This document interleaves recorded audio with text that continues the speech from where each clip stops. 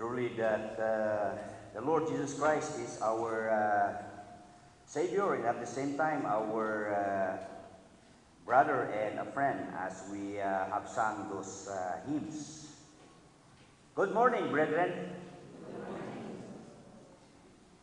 This morning I would like to begin with my series sermons on the Lord Jesus Christ as seen in the book of the Bible.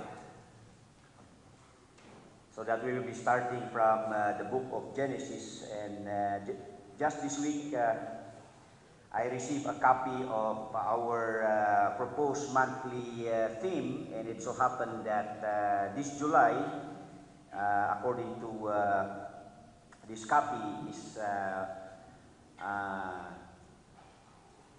it would be an emphasis of the Word of God, the Bible. So that for a sort of introduction, the study of the whole Bible, why we need to learn the Bible as activated to declare unto you all the counsel of God. Lahat ng salita ng Panginoong Diyos. And we know that in 2 Timothy 3:16, we study the Word of God because all Scripture is given by inspiration of God. When we say inspiration, it came out from the mouth of the Lord. And it is profitable for doctrine, for reproof, for correction, for instruction in righteousness. To simplify these words, we say that the word doctrine is teaching what is right. And reproof is teaching what is not right. And when we say correction, we teach why it is not right. And instruction, it speaks on how to make things right or to make it right. So that's the study of the whole Bible. And in our series of messages, as Christ is seen in all the books of the Bible, the whole book or the entire book is the book of our Lord Jesus Christ. Okay? I mean to say that, of course, in the New Testament, in the so-called book of the Gospels, the four books, Matthew, Mark, Luke, John, all the while in our thoughts that Jesus Christ is only emphasized or mentioned in these four books, because the four books speaks of his biography. But then in our series lessons, I would like to let you know that all the 66 books, 39 in the Old Testament and 27 in the New Testament, the emphasis in all of the books, the 66 books of the Bible, is the Lord Jesus Christ. He is the written Word of God. Isunod yan na isurat, nga sao iti Diyos. So that the central theme of the Bible is none other but the Lord Jesus Christ. So that if this is the book of the Lord Jesus Christ, then we are to love this book. You remember Reverend Rubin Huyo. He says that we are to face this book versus our Facebook. Di ba? Kung minsan tayo, Facebook agad yung inaatupag natin, nakakalimutan natin yung pinaka-importante na libro ng mga anak ng Diyos. So sabi niya, to face the book versus our Facebook. So that in John chapter 1 verse 1, in the beginning was the Word, and the Word was with God, and the Word was God. And going to verse 14, and the Word was made flesh, and dwelt among us. This is John speaking, and said, and we beheld his glory, the glory as of the only begotten of the Father, full of grace and truth. So that these apostles recorded the beauty of the Lord, the glory of the Lord. That's why we are to study, to learn the Bible. Not only that, they recorded the glory of the Lord Jesus Christ, but he re-echoed, he preached about him. So that proving that the whole scripture, all the books of the Bible is about the Lord Jesus Christ. Jesus at the Sermon on the Mount said, I have come not to abolish them, this is the scriptures, but to fulfill them. Matthew 5:17. Think not that I am come to destroy the law or the prophets. I am not come to destroy, but to fulfill. The necessity of the fulfillment, of course, he was prophesied long ago, starting from the book of Genesis. And when Jesus began his earthly ministry, he claimed to be the fulfillment of God's word and prophecies. So that you remember in Luke chapter 4, verse 21, after the Lord Jesus Christ, as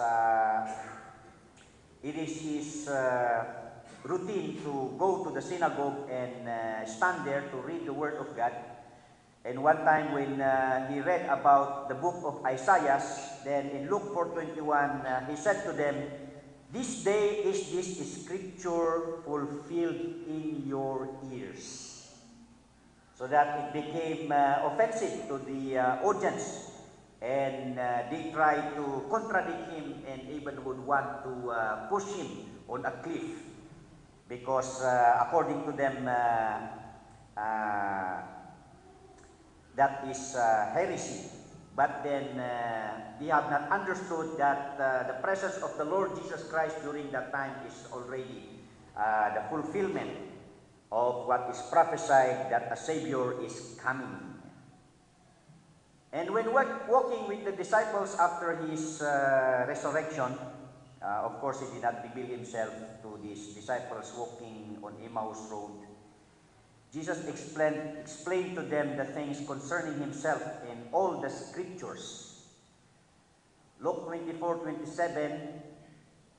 So sabi ko, mahaba-habang lakad ito And actually, not only that they enjoyed walking together, but the disciples unknowingly, hindi nila alam na kasama nila si Jesus Christ, and they even spent the whole night with him. They only understood that yung kasama nila is the Lord Jesus Christ when he vanished in their presence.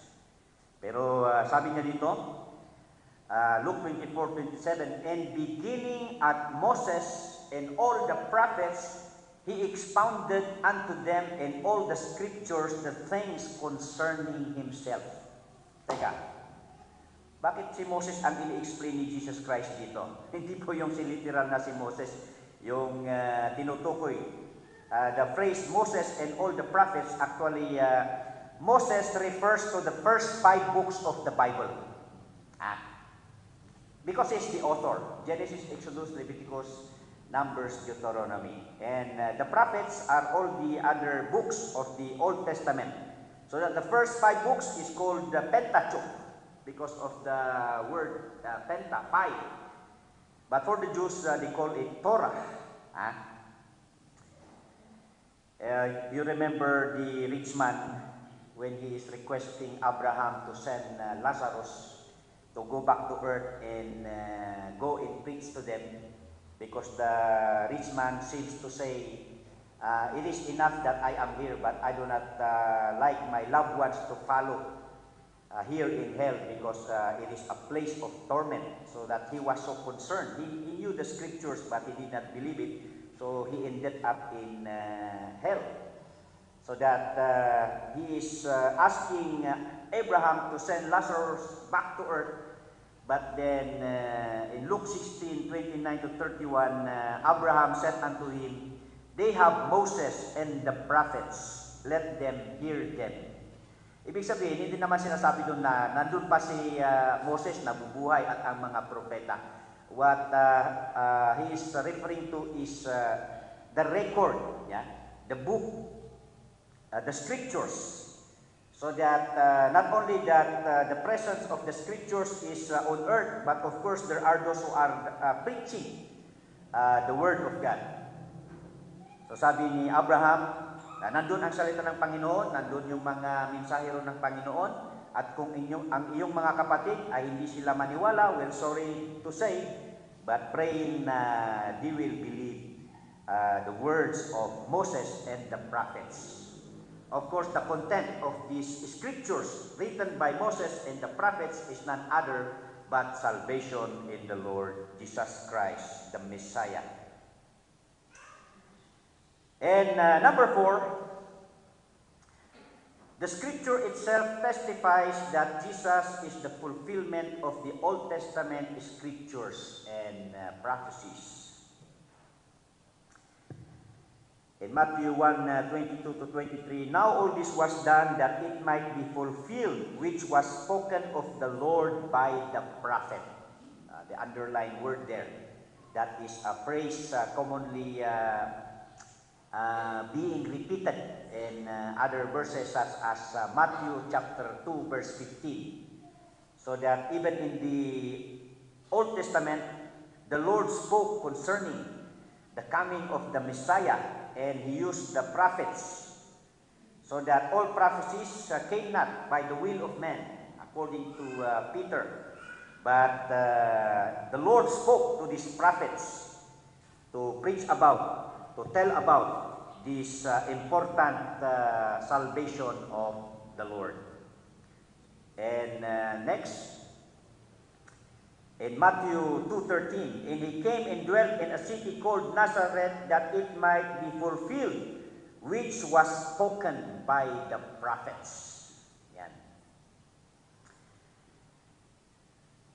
And then in Matthew 13:35, that it might be fulfilled, which was spoken by the prophet. So these are actually the ministries of the prophet. Prophets are people who represents God before men, so that God would spoke the message, and this spokesperson would declare or preach the message of the Lord. All right. And then in Matthew 8:17, there are some specific prophets being mentioned, that it might be fulfilled which was spoken by Isaiah the prophet. And the book of John also, John 12:37-38, but though he had done so many miracles before them, yet they believed not on him, that the saying of Isaiah the prophet might be fulfilled. And in Matthew 27 verse 9, then was fulfilled that which was spoken by Jeremy. By Jeremy, ano? Si Jeremiah. This is Jeremiah the prophet. And Mark 15:28, and the scripture was fulfilled, which said he was numbered with the transgressors. So that the New Testament authors of the Bible, knowing the Old Testament scriptures, would give the evidence, the fulfillment of the Word of God in the New Testament. In John 19:24, they said therefore among themselves, let us not rend it, but cast lots for it, whose it shall be, that the scripture might be fulfilled, which say, they parted by raiment among them, and for many vesture they did cast lots. These things therefore the soldiers did.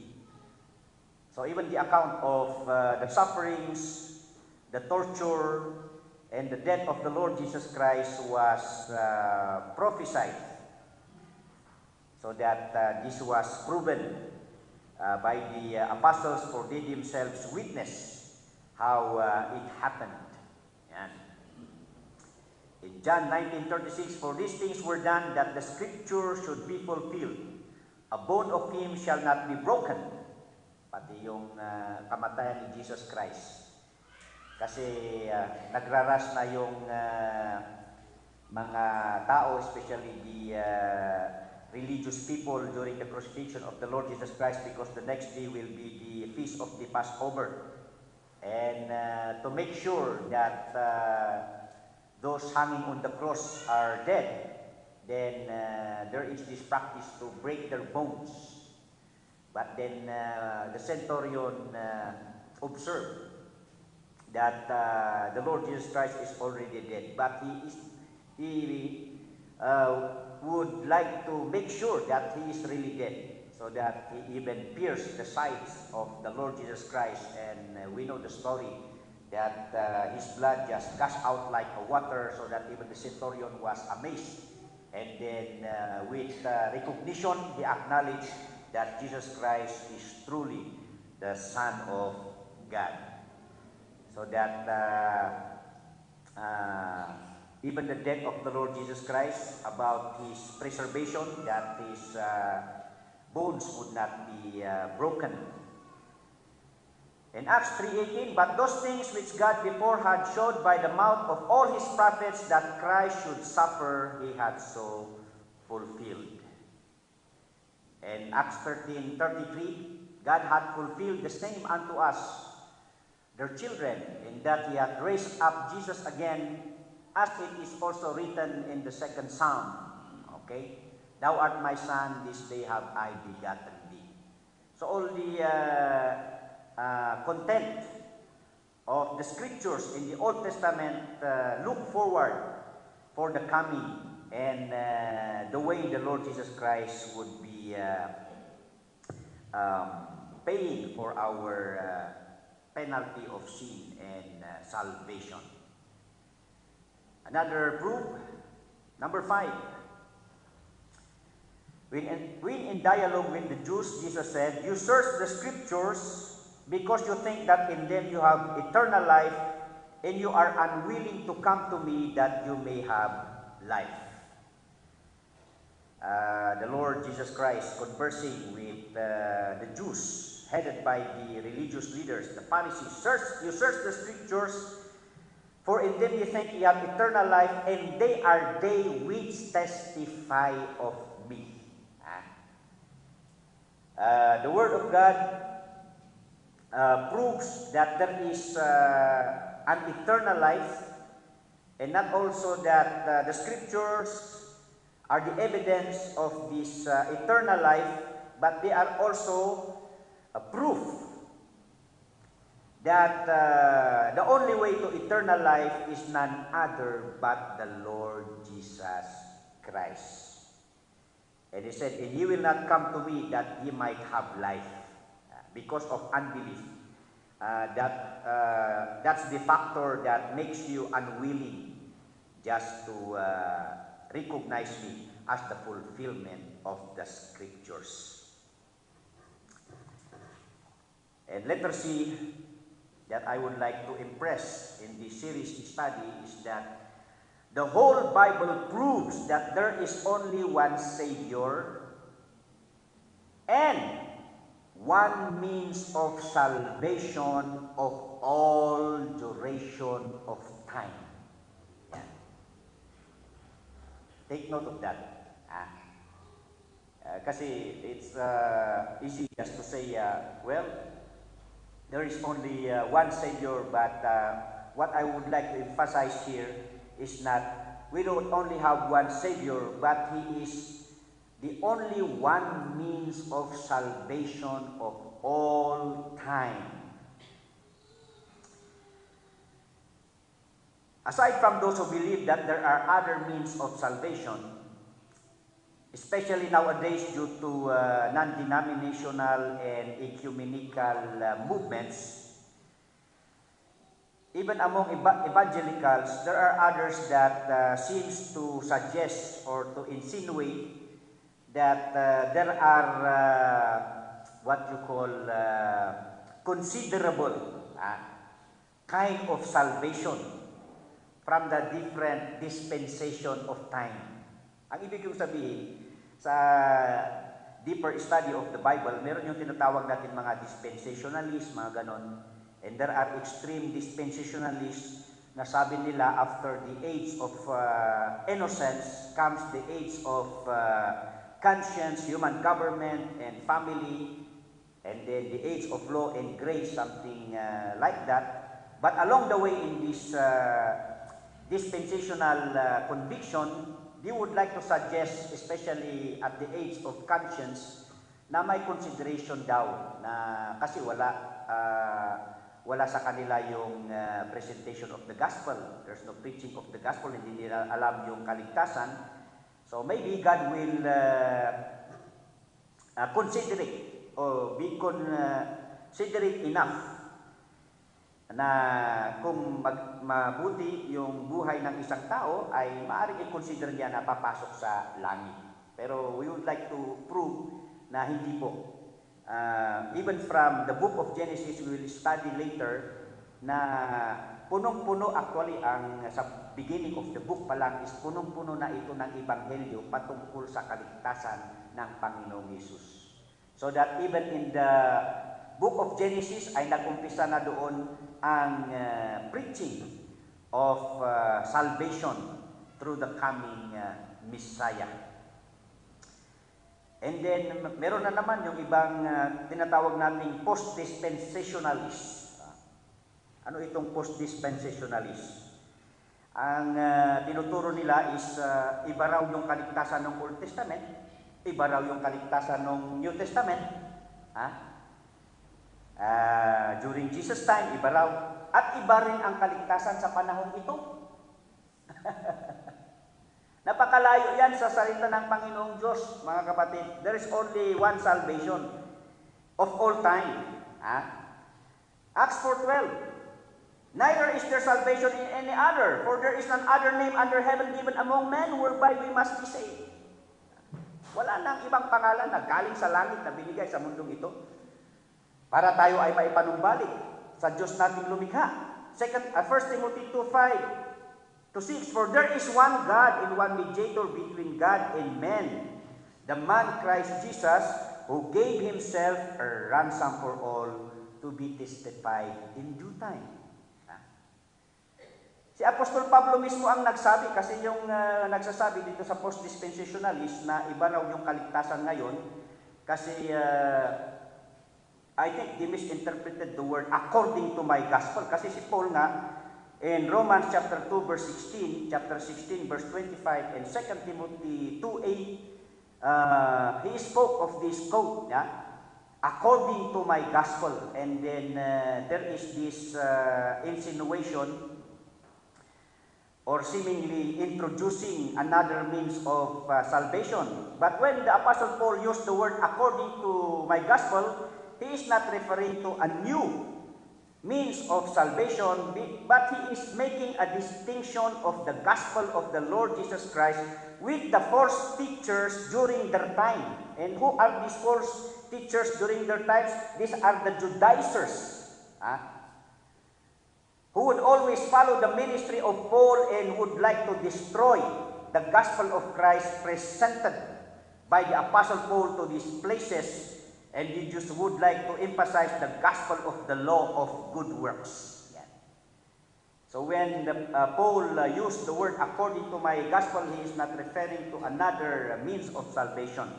Because Paul himself said in 1 Corinthians 3:11, for other foundation can no man lay than that is laid, which is Jesus Christ. Wala nang iba na nailatag na kaligtasan, kundi ang Panginoong Hesus lamang.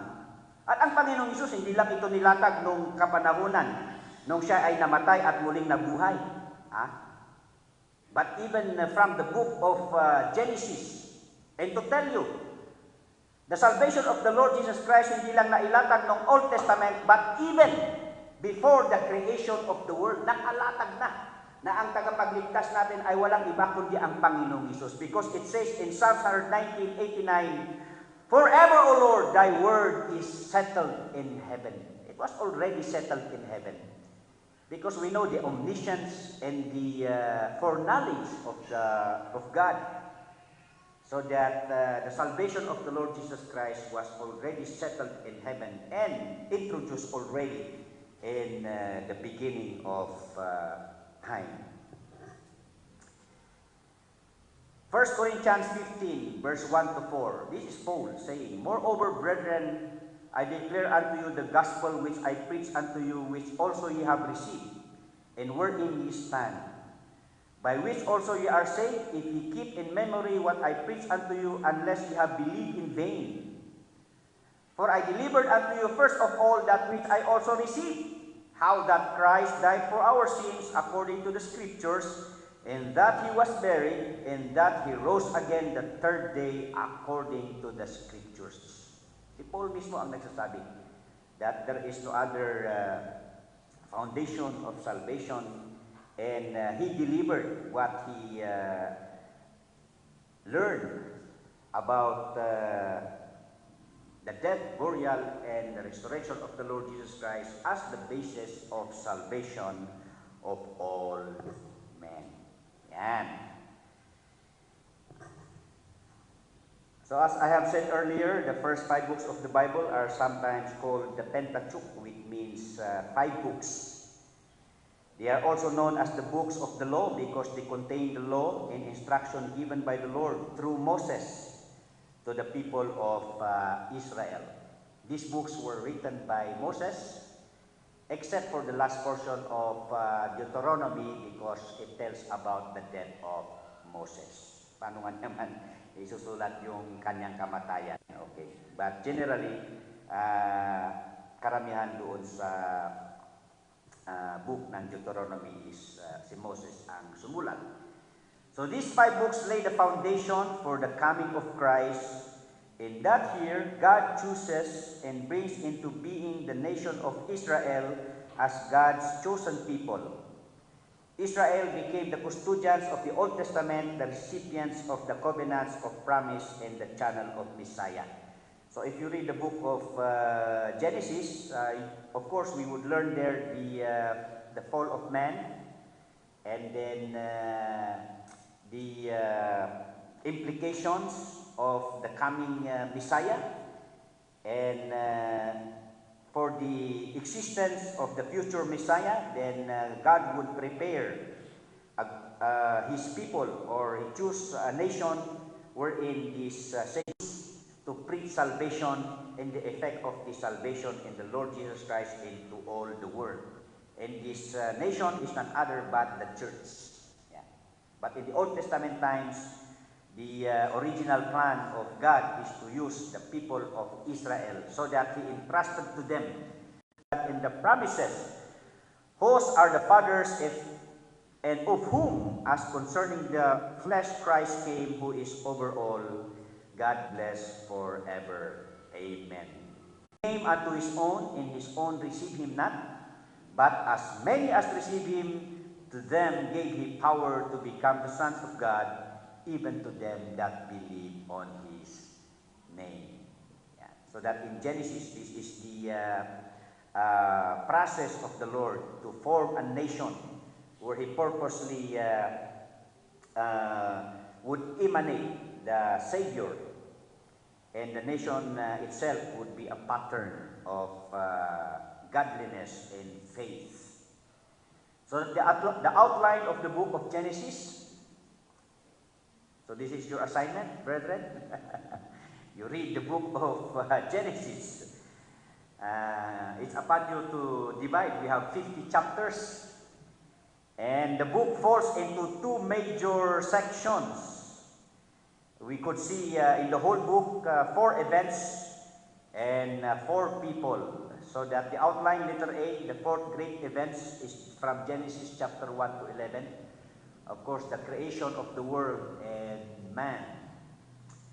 And chapter 3 to 5, the corruption of man, the fall. Of course, we know the temptation, so that Adam and Eve fall into this temptation.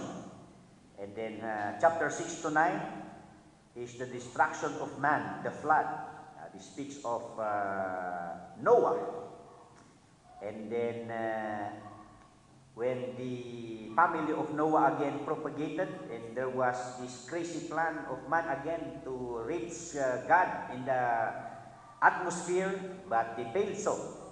This is the story of the Tower of Babel, so that God has to disperse them for this evil plan. And the 4 great people in the book of Genesis is, of course, chapter 12 to 23. Through Abraham, this is the process of God were to raise a nation through Abraham. Yeah. He's the father of faith and of the nation Israel. And then through Isaac, where the promise of the Savior would be born. Of course, we know the story of Abraham and Sarah. They have not waited for the right time, especially that Sarah is already very old.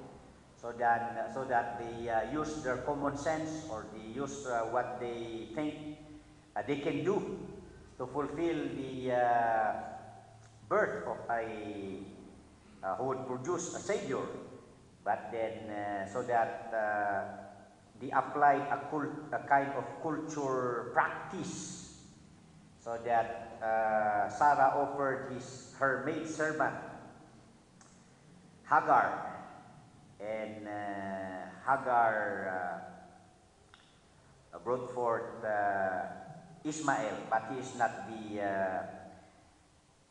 medium of where the Savior would be yung nakatakda para doon lalabas yung promised Messiah. And then 37 to 50, this speaks about Joseph. Okay, we will know Abraham is 10 generations, and then Abraham to Moses is 6 generations. So all in all, 26 generations si Moses from Adam. Ibig sabihin, lumabas. Di ba, pag kayo napagod, lumalabas yung pawis ninyo. Pero the word inspiration is exhaled. Lumabas sa bunganga. Every word of God proceeded out of the mouth of God. So that ang Panginoong Diyos, siya ang nagsabi kay Moses sa mga sinaunang pangyayari na wala siya. So doon niya nalaman ang mga bagay na ito, so that isinulat lamang ito ni Moses. Kaya marami kasi nagtatanong, paano na nalaman ni Moses yung mga pangyayari kung paano nilikha ang mundo? Of course, it is God who revealed to him. And the approximate date, mga approximate lang yan. Hindi natin maaring maging specific yan. But according to the Bible scholars, yang mga taon na yan, kung saan nasulat ang book ng Genesis. And the key people of Genesis, sino ang mga kilala natin sa book of Genesis? When you read the book, then the life of Adam is recorded. Of course, Adam and Eve, Noah, Abraham and Sarah, and then Isaac and Rebekah, the story of Esau and Jacob, and of course Rachel, so that alam natin yung kwento ni Jacob, dahil mahal na mahal niya si Rachel, is that 14 years siya nagsilbi doon sa kanyang tatay, si Laban. 7 years sana, pero siya ay nilinlang ni Laban. Si Leah yung binigay niya. Pero ang mahal niya talaga ay si Rachel, so that nagtiis siya ng additional 7 years para lang maging asawa niya si Rachel. And of course, one of the significant child of Jacob is Joseph. The key idea of the book of Genesis, yan. The meaning of the book itself means beginning. Yeah. So Genesis not only means beginning, but it is the book of beginnings. The book of Genesis gives us our historical point of reference from which all subsequent revelation proceeds. In the book of Genesis, all the major themes of the Bible have their origin. It is a book of many beginnings. In it we see the beginning of the universe, of man and woman, human sin in the fall of the race, the beginning of God's promises of salvation, see? And the beginning of the nation Israel as the chosen people of God because of God's special purpose for them as the channel for the Messiah. So in Genesis, we learn about Adam and Eve, about Satan the tempter, about Noah, the flood, Abraham, Isaac, Jacob, and Joseph and his brothers.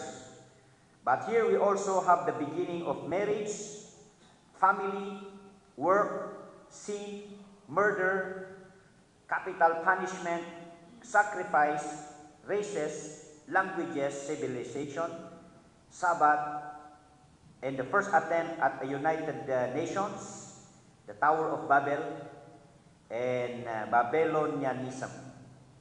So the Bible is through and through a historical revelation.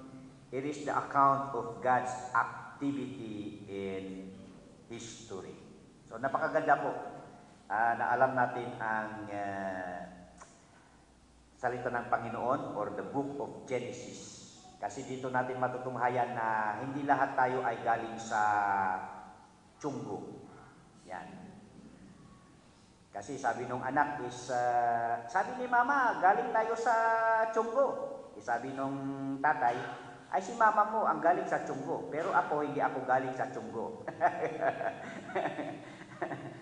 Galing ako sa Panginoong Diyos na siyang lumikha sa lahat. Ayan. Of course, we know tututunan sa kanilang mga libro. So good for us na lumaki sa church, lumaki sa Sunday school.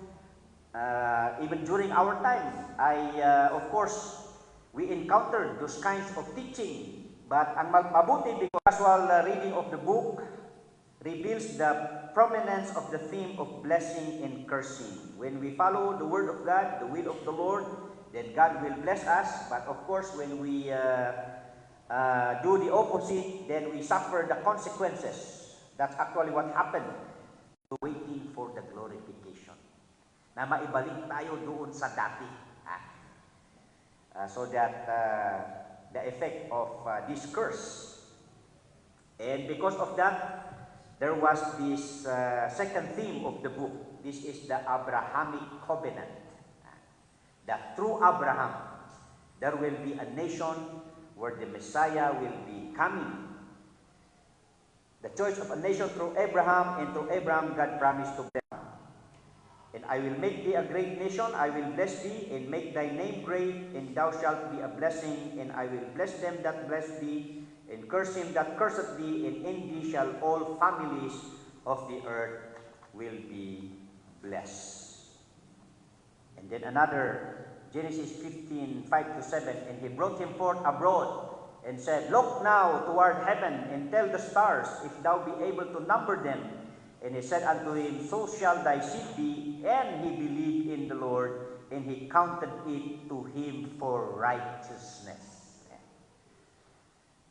And he said unto him, I am Lord that brought thee out of Ur of the Chaldees, to give thee this land to inherit it. Yan. So, doon po nagsimula. Now, for our climax,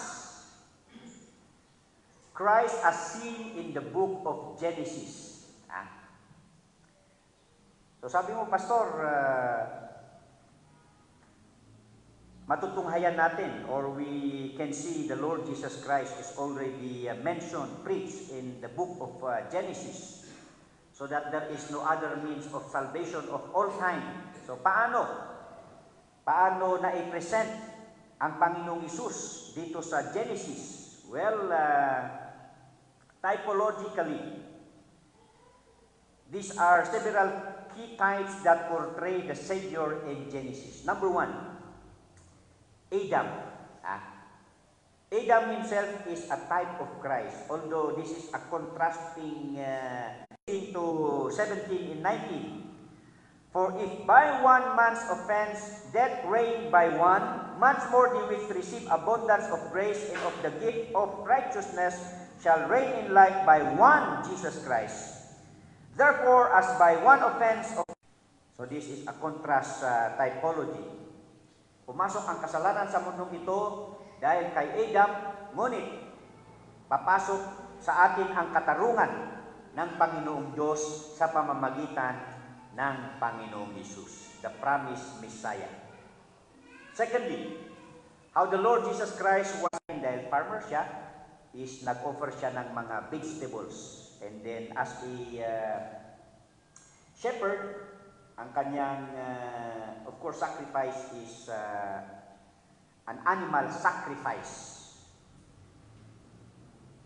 So that ang Panginoong Diyos, He honored the sacrifice of Abel. Bakit hindi na in-honor yung sacrifice ni Cain?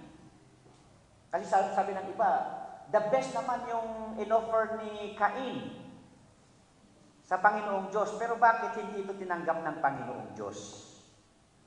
The very reason there is, without the shedding of blood is no remission of sin. The offering of Cain does not portray the nature of the sacrifice of the coming Savior. So maari sana na kahit na farmer si Cain, maari niyang binarter yung kanyang vegetable at bubili siya ng animal ni Abel to make it a sacrifice that portrays the message of the coming shedding of blood of the Messiah. Pinilit niya yung kagustuhan niya. So, yun. So, saan nanggaling yung animal sacrifice ni Abel? Well, this actually emanated of the first killing of an animal. Kailan ba nag-umpisa yung pagkamatay ng isang animal? Sa Book of Genesis.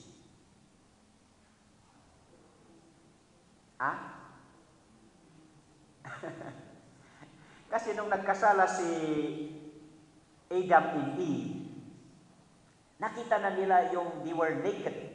Kaya nga sabi nila, where there is nakedness, there is sin. Yan. They saw their sinfulness, their nakedness. And to hide their nakedness, they sewed fig leaves. Gumamit sila ng dahon para takpan yung kanilang sarili. Pero nakita ng Panginoong Diyos na temporary lang yan. Diba rin? The grass withers. Yung dahon. Siyempre, pag nalanta na yan, wala. So ano ang ginawa ng Panginoong Diyos? Verse 21, Genesis 3:21. And Adam also to his wife did the Lord God make coats of skin and clothe them. So according to Bible scholars, ito yung portrayal to cover the nakedness. Kasi temporary lang yung leaf So sinacrifice ng Panginoong Diyos na pumatay ng animal just to make a permanent covering. Yan. So doon nagkaroon ng unang pagkamatay ng animal, in which through that killing of that an animal to make a covering for Adam and Eve was the portrayal of the animal sacrifice na ginawa ni Abel. Kaya tinanggap ng Diyos yung kanyang sacrifice because it portrays the shedding of blood of the coming Messiah. Doon natin actually nakuha yung word na atonement. That is where the word atonement was derived. Meaning to say, ang ibig sabihin ng atonement is to cover. Because the blood of the Lord Jesus Christ covers us. So that God no longer see us as sinners, but we are made saint, we are cleansed, we are declared righteous. Kaya ngayon, hindi na tayo tinitingnan ng Panginoong Diyos sa makasalanan. Dahil natakpan na tayo ng dugo ng Panginoong Jesus. Yan. So very rich yung kalaban ang Sodom and Gomorrah with their allies na isang grupo naman ng kalaban at natalo yung Sodom and Gomorrah and their allies. Of course, we know nandun si Lot, di ba? Nandun si Lot. So that yung mga nanalong mga kalaban Sodom, so that they were of course so happy, and during that time ay nagpakita itong isang priest. Melchizedek is actually a priest, which we don't have any detail about him. But according to Bible scholars, he is a type of Christ. Formation of the Lord Jesus Christ to become man, to become flesh, para maging atonement for our sins. And then, 4, typology of Christ in Genesis is Joseph, woman. Genesis 3:15, nung binibigay na ng Panginoon yung parusa kay Adam, kay Eve, and up dito na kay Satan, sabi ni God doon sa snake, and I will put enmity between thee and I will bless thee that bless thee, or them, and curse him that curseth thee, and thee shall all families of the earth be blessed. And the seed of Isaac, we have mentioned earlier, the cultural remedy which did not between his feet until Shiloh come, and unto him shall the gathering of the people be. So yan po ang Genesis, giving us a rich emphasis. Pero sa ating kapanahunan ngayon, alam na natin kung sino yung Messiah. Because if the Old Testament believers look forward for the coming Messiah, we are looking backward because the fulfillment already transpired. Yeah. The great work of God in creation did not stop there. He began another work. He began another great work in us. So Genesis is a book of hope. After the fall, fellowship with God was broken and the evil began its rapid work. Adam and Eve were driven from the Garden of Eden. First son became a murderer. Evil bred evil until God flooded the whole world and spared only the family of Noah to restart the human race. And God unfolded his plan to raise a nation where a Savior would come through Abraham, and that salvation of man is by faith on the Messiah. Galatians 3:6-9. Even as Abraham believed God, and it was counted to him for righteousness, know ye therefore that ye which are of faith, the same are the children of Abraham. And the scripture, foreseeing that God would justify the heathen through faith, preached before the gospel unto Abraham, saying, in thee shall all nations be blessed. So then ye which be of faith are blessed with faithful Abraham. Kita nyo na. Doon pa lang sa book of Genesis is faith alone on the Messiah is God's blueprint para sa kaligtasan ng lahat. Secondly, the stories of Isaac, Jacob, and Joseph emphasizes the promise of God in the proof that God is faithful. So that no matter how dark the world situation seems, God has a wonderful plan. No matter how insignificant you think and feel about yourself, God includes you and wants to use you in His plan. Oh, pagbasahin mo ang salita ng Panginoong Diyos, doon pa lamang sa Genesis, yung buhay nila Abraham, di ba? Yung sabi ko nga kanina, they are men of faith. Pero marami din silang mga kakulangan, marami din silang mga struggles, marami din silang lumalabas na human attitude or behavior.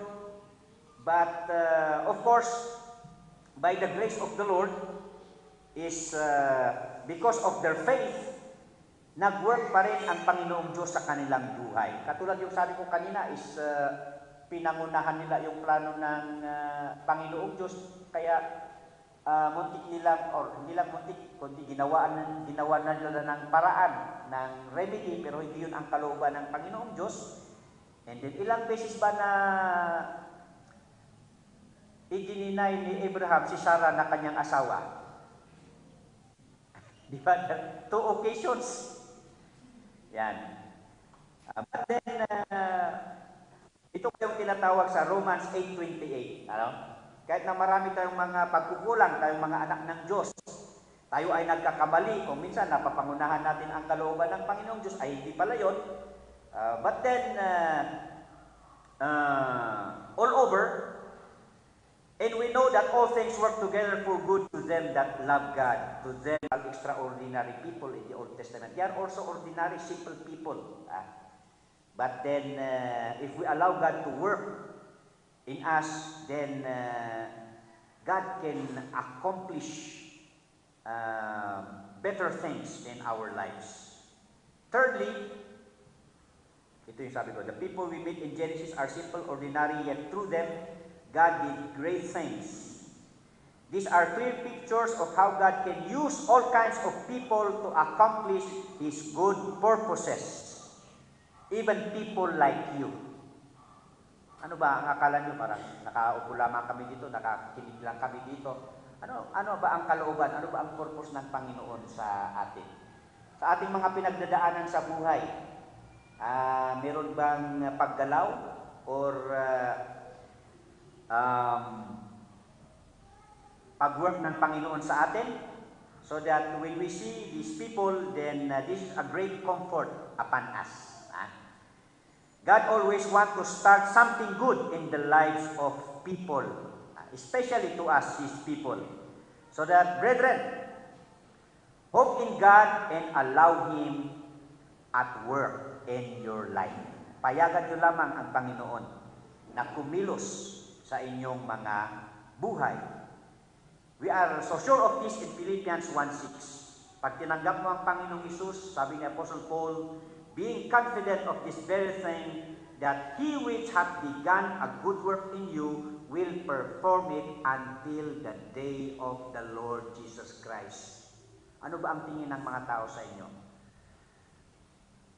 Meron ba silang nakikitang maganda in the future? Or pag ang tingin ng mga tao sa inyo ay walang, ano yung tawag dito? Kung tayo ay mga citizens, mga unprofitable, yan. May pag-asa ba? Of course, meron. And this is the working of the Lord Jesus Christ in our lives, so that we allow Him to work. Because if the book of Genesis is the book of beginnings, the work of the Lord does not stop to begin in the life of each and everyone. God would always want to work a new beginning. Kaya nga kahit na tayo ay nag-backslide, kahit na tayo ay lumamig sa paglilingkod sa Panginoon, if we come to Him, then God would always make a way to continue to make chances, to give chances. Kasi walang masamang plano ang Panginoon sa ating buhay. He always look ahead for a bright future for everyone. And because of this working, the challenge is a new life. Tandaan natin, nung tayo tumanggap sa Panginoon, tayo ay Kanyang binago. Therefore, if any man be in Christ, he is a new creature. All things are passed away. Behold, all things are become new. Yun ang isang katotohanan ng tinanggap mo ang Panginoong Hesus. Isa sa mga unang ginawa niya sa iyong buhay ay pinalitan niya yung katayuan mo sa harap ng Diyos. You are covered. The word atonement. Hindi ka na niya nakikita na isang makasalanan, ngunit ikaw na ay isang taong matuwid. Kaya dapat ang buhay natin ay mamuhay sa kabanalan at matuwid. And another, God has not only given us a new life, but a new work. If new life speaks about transformation, yung nabago, yung katayuan natin. Yung reformation naman dito means meron tayong inaasahan ng Panginoong Diyos na bagong buhay. Kaya nga sabi dyan sa Ephesians 2:10, for we are His workmanship. Nagkatrabaho ang Panginoong Diyos sa atin. We are created in Christ Jesus unto good works, which God hath before ordained that we should walk in them.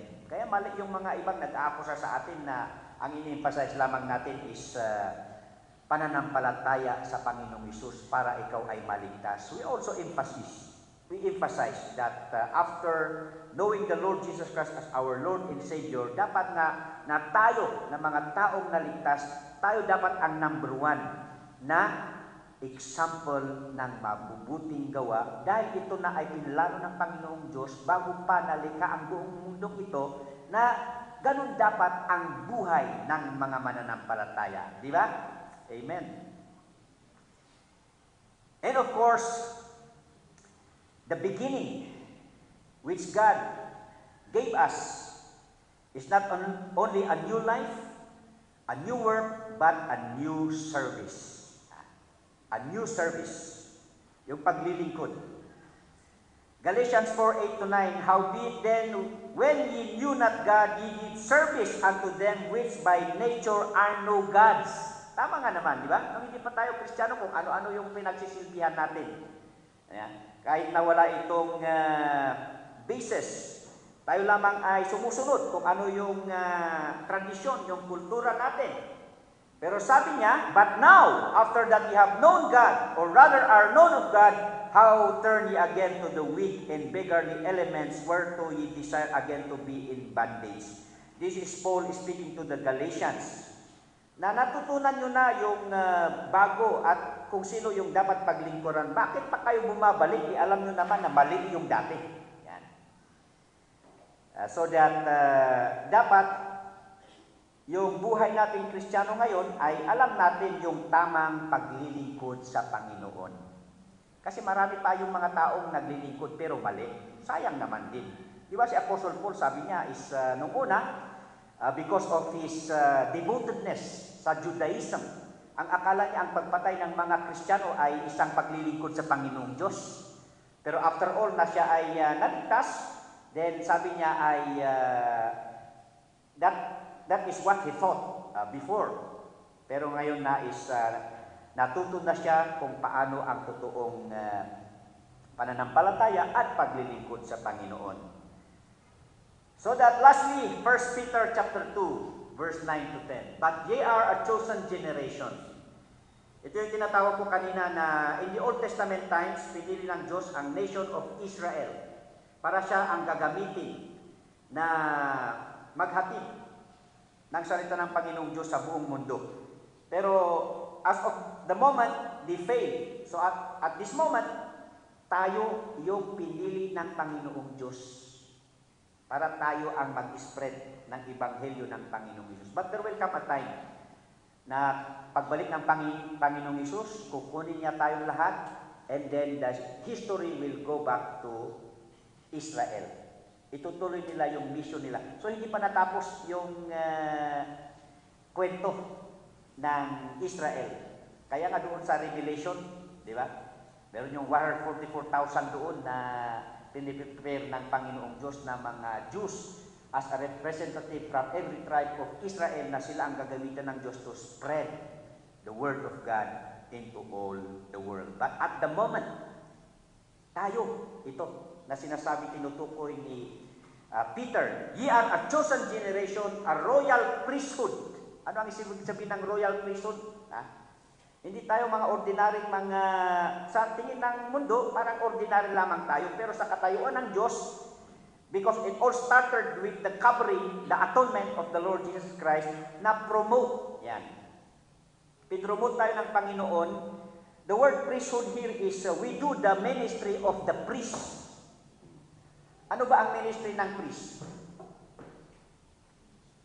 And prayer is number one na trabaho ng priest. Dito actually natin kinuha yung doktrina natin na Baptist, yung letter P. Priesthood of believers. Na lahat ng Kristiyano ay mga pari ng Panginoong Diyos. Hindi natin kailangan magsultana o magkuan. Pero ang ibig sabihin dito is, ang ministry ng priest ay nananalangin. Sa priesthood of believers, sa ating Baptist, ang ibig sabihin ng priesthood of believers, kung wala si pastor, kung wala si deacon, wala yung mga spiritual leaders natin, kayo na mga church members can do the ministry of the priest. You can pray. Yan. Lahat tayo ngayon ay nananalangin. Di ba noon sa Old Testament times, hindi tayo, walang pwedeng sino mang manalangin. Pag manalangin ka, punta ka sa pari kasi yung pari ang mag-represent sa'yo sa Diyos. Yan. Pero ngayon, dahil si Jesus Christ na ang ating high priest na nandun sa langit, every one of us can now pray directly to heaven. Yan. Pero ang implication niya dito, tayo ngayon na church, tayo ngayon na mga Kristiyano, ang itinuring ng Panginoong Diyos na kanyang gagamitin. A royal priesthood, not only in praying, but of course in preaching out the Word of God. A holy nation, yan, na banal na mga tao. Kaya gagamitin ng Panginoong Diyos na example yung ating buhay. A peculiar people. As a special people. Kaya nga in-encourage natin yung mga Kristiyano to live decently. Kahit man lang sa pananamit. Yan. Kaya nga we do not go with the word, mga tattoo, mga piercings, o mga kung ano. We would like always to look presentable because that is our testimony. Na ang ating buhay ay magagamit na presentable because in the sight of God, we are special people. Chosen generation, a royal priesthood, a holy nation, peculiar people, that ye should show forth the praises of Him who hath called you out of darkness into His marvelous light. Dapat sa tingin pa lang ng tao sa atin is nakikita na nila yung liwanag ng Panginoong Diyos. Amen? Which in time past were not a people, but now the people of God, which had not obtained mercy, but now have obtained mercy. The Lord bless His word. Let's pray. Oh, Father God in heaven, there are a lot to learn, so that even in the first book ay meron na kaming maraming natunghayan, nakita. So that we are so grateful that you are not through. Hindi ka patapos sa iyong pagtrabaho. So that you keep on working even in the lives of being your chosen people in this generation to proclaim, to share, and to go and invite people to come to the saving knowledge of the Lord Jesus Christ. So that praying that in this study, we have this conviction that there is no other means of salvation. As your word prove it. So that everyone would someday, as the Apostle Paul said to the Philippians, that every tongue will confess that Christ is Lord. Every knee will bow because He is the fulfillment of the promised Messiah. So there is none other salvation that came from heaven that was given on earth to bring us back to you, Father God. So that it is a great privilege to be believing and have this faith. Because through this, you made us special people. As your children, you elevated our position in the heavens, so that we will learn to look at ourselves, not on how the world look at us, but on how you care for us and how you love us.